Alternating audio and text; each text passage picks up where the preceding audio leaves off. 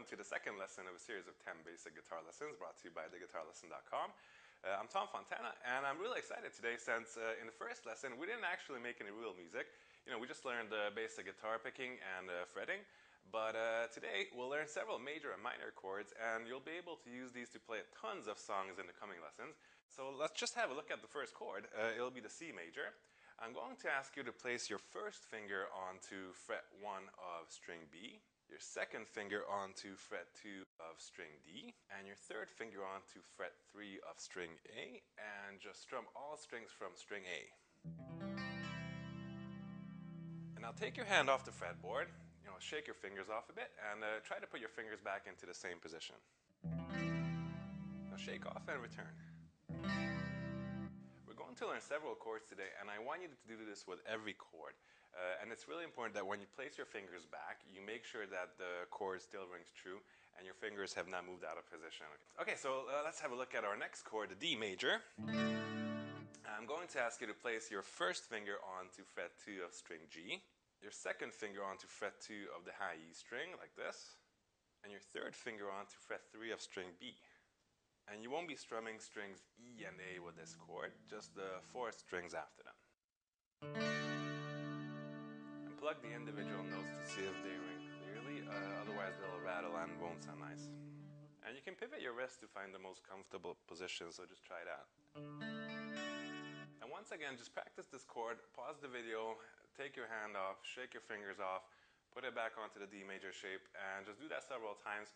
And keep in mind that all the strings have to sound clear individually, so you just get used to the correct finger placement, okay? Good, so let's move on to the next chord. This will be an A major. And you'll put your first finger onto the second fret of string D, like this. Your second finger onto fret 2 of string G. And your third finger onto fret 2 of string B. And strum from A.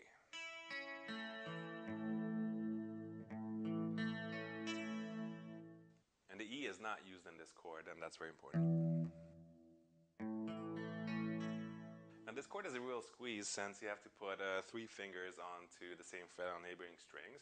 So those of you with big hands will probably find this one a bit more difficult. But I can recommend an alternate fingering. So instead of your first, second, and third finger, you can use your second, third, and fourth fingers.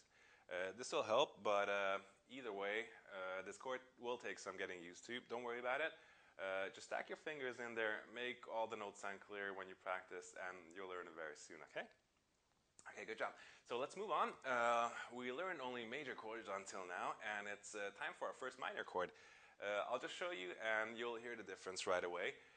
So after the A major, we just learned right now, let's see the A minor. And that's your first finger on string B at fret 1, your second finger on string D at fret 2, and your third finger on string G at fret 2 as well, and pick strings A through E.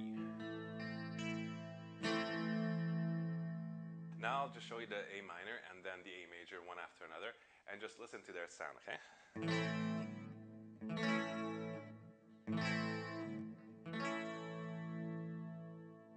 Did you hear it?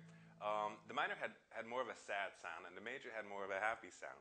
And this is true for all the major and minor variations of chords. So just practice the A minor fingering a bit, maybe pause the video as well, and then continue when you want to, and then we have to move on now. Have a look at another major minor chord variation. That'll be the E major and E minor.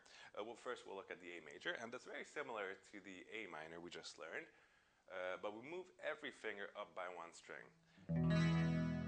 So that's your first finger at string G fret 1, your second finger at fret 2 string A, and your third finger at fret 2 string D. And you strum every string this time.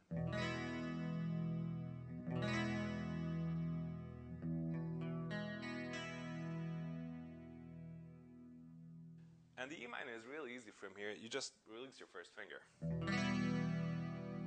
Or if you're not changing from the E major, you can place your first finger where your second finger was just now on fret 2 string A, and your third finger onto fret 2 string D. I'll let you just practice the E major and the E minor on your own. Listen to the happy tone in the major and the sad tone in the minor, okay? So just pause the video here if you need to practice it, with the shake-off technique that we learned in the beginning, and just do that for both chords, okay? So let's move on to our next chord, the chord of the day, the G major. Place your first finger onto fret 2 of string A, then your second finger onto fret 3 of string E, and that's low E, and your pinky onto fret 3 of the high E string. Now this is already a G major, but we can get a much fuller sounding G chord by placing our third finger onto fret 3 of string B, right above your pinky.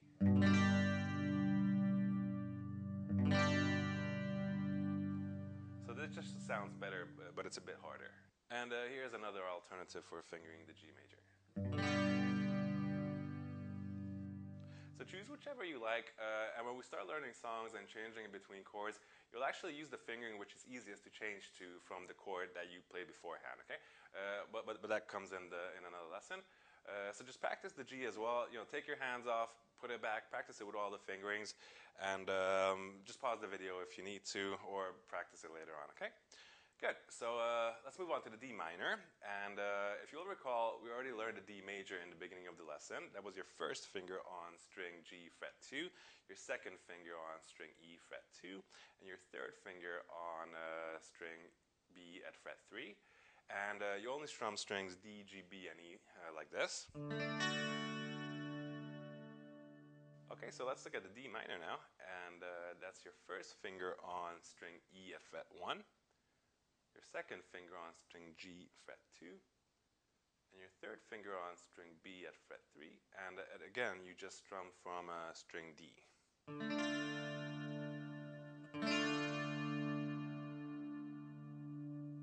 Okay, now listen to the D major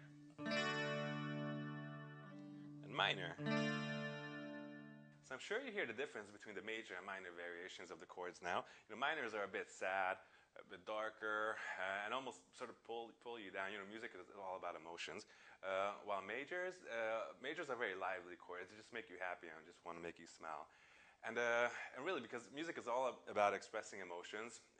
For example, composers using music to influence our emotional state all the time.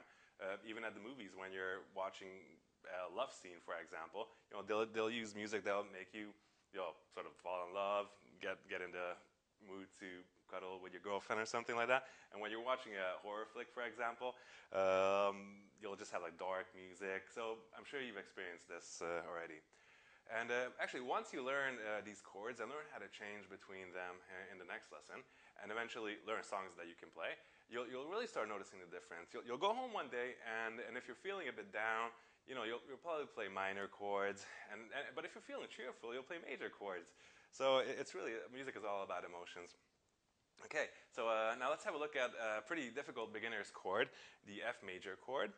That's your first finger will be at fret 1 on both strings B and E, your second finger on string G at fret 2, and your third finger on string D fret 3, and pluck from D.